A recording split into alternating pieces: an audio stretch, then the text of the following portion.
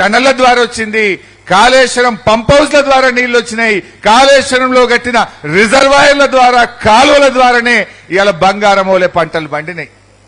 మరి ఇప్పుడు జరగాల్సింది ఏంది? ఎల్ నీనో వచ్చింది. ఈసారి ఎస్ఆర్ఎస్పీలో నీళ్ళు లేవు, ఎల్లంపల్లె నీళ్ళు లేవు, మంచినీళ్ళకు కూడా తిప్పలున్నది.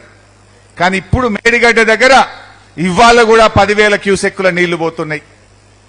రేపు ఎల్లుండికల్లా 20,000 వస్తాయట. అంటే ఏడ చుక్క నీళ్లు లేకపోయినా మేడిగడ్డ దగ్గర 20,000 క్యూసెక్కుల నీళ్లు రేపెల్లుండి నుంచి వస్తాయంటున్నారు. పైన వరద స్టార్ట్ అయింది మహారాష్ట్రలో.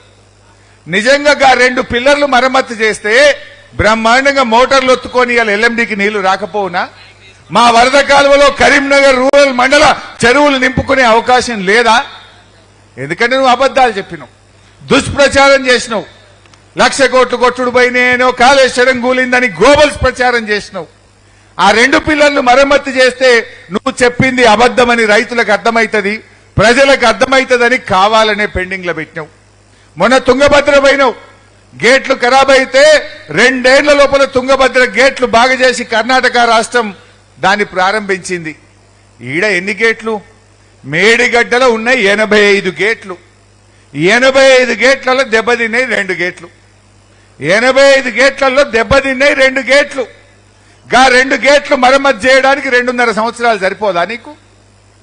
ఇప్పుడు కాళేశ్వరంలో కట్టిన 16 రిజర్వాయర్లు మంచిగా ఉన్నాయి, 16 సబ్ స్టేషన్లు మంచిగా ఉన్నాయి, 203 కిలోమీటర్ల టనలు బాగున్నది, 1,500 కిలోమీటర్ల గ్రావిటీ కెనాల్స్ బాగున్నాయి, 3 బ్యారేజీల్లో అన్నారం సుందిల్ల బాగుందని నువ్వే చెప్తున్నావు. మేడిగడ్డ బ్యారేజీలో 7 బ్లాకులు 85 గేట్లు, దెబ్బతినే ఎంత 2 గేట్లు. 2 గేట్లు మరమ్మతు చేయడానికి 2.5 సంవత్సరాలు నీకు సరిపోదా?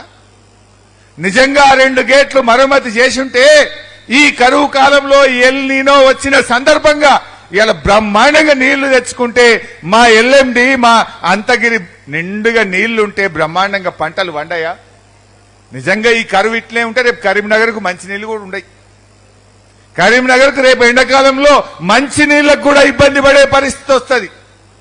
అంటే ఎల్నిలోనేమో ప్రకృతి తెచ్చింది, కానీ మనకు దురదృష్టానికి రేవంత్ రెడ్డి రూపంలో డిసెంబర్ 7, 2023 మనకు రేవంత్ రూపంలో ఒక ఎల్నినో వచ్చింది. రేవంతే ఒక ఎల్నినో అయిపోయింది మన పాలిట. ఎందుకు ఈ మాట అంటున్నా? నిజంగా రేవంత్ రెడ్డి మేడిగడ్డ మరమ్మతు చేసి ఉంటే ఈ ఎల్నినోను ఎదుర్కొనే శక్తి ఈ భారతదేశంలో ఏ రాష్ట్రంకు ఉందో లేదో గానీ తెలంగాణకు ఉండుండేది. అది కేసీఆర్ గారు దూరదృష్టితో చేసినటువంటి పని. కానీ మన బాధ ఏంటంటే ఇలా రేవంత్ రెడ్డి రూపంలో డిసెంబర్ 7, 2023లో మనకు ఒక ఎల్నినో పట్టుకున్నది మన రాష్ట్రానికి.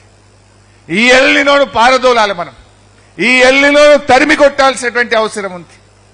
అది ప్రకృతి తెచ్చిన ఎల్నినో అయితే ఇవాళ తెలంగాణకు రేవంత్ రూపంలో మనకు 2023 డిసెంబర్లో ఒక ఎల్నినో పట్టుకున్నది. దీన్ని తరిమి కొట్టాలి.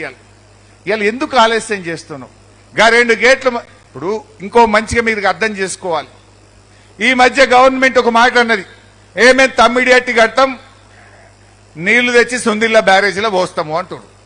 తమ్మిడిహట్ నుంచి ఏడికి తెస్తామంటుండ్రు? సుందిల్ల బ్యారేజ్ అని గవర్నమెంటే చెప్తుంది. సుందిల్ల బ్యారేజ్ మంచిగా ఉంది, దానికి పెద్ద పనేం లేదు, గ్రౌటింగ్ చేస్తాం, సుందిల్ల బ్యారేజ్ మోటార్లు నడుపుతాము అంటున్నారు. మరి సుందిల్ల బాగుంటే అన్నారం బాగుంటది, అన్నారం బాగుంటే మేడిగడ్డ బాగుంటది. 3 ఒకే టెక్నాలజీ, 3 ఒకే నది మీద ఒకే ప్రభుత్వం కట్టింది కదా. మా అంటే 2 పిల్లర్లు మరమ్మతు చేయాలి. దాన్ని చేయకుండా ఇలా రాష్ట్ర ప్రజలను నువ్వు ఆగం చేస్తున్నావు. ఇలా హైదరాబాద్కు మంచినీళ్లు పోవాలన్నా, సగం తెలంగాణకు మంచినీళ్లు రావాలన్నా, 50 లక్షల ఎకరాలకు సాగునీరు అందాలన్నా ఇలా కాళేశ్వరం ఒక వరం లాంటిది. దాన్ని నువ్వు కావాలని బురద రాజకీయాల కోసం, నీ బురద రాజకీయాల కోసం ఇలా ప్రజల ఉసురు పోసుకుంటున్నావు. నీకు ఆ పాపం దలగక తప్పదు అని చెప్పి నేను మనవి చేస్తా ఉన్నా. నిన్న మా కమలాకరణ చెప్పింది నిజం.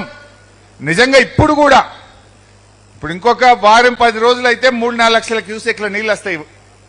3-4 లక్షల క్యూసెక్ల వరద గోదావరిలో ఉంటే మేడిగడ్డ గేట్లు ముయ్యకుండానే కన్నెపల్లి మోటార్లు ఆన్ చేయొచ్చు, మన మిడ్ మానేర్కు మన ఎల్ఎండికి నీళ్లు తేవచ్చు.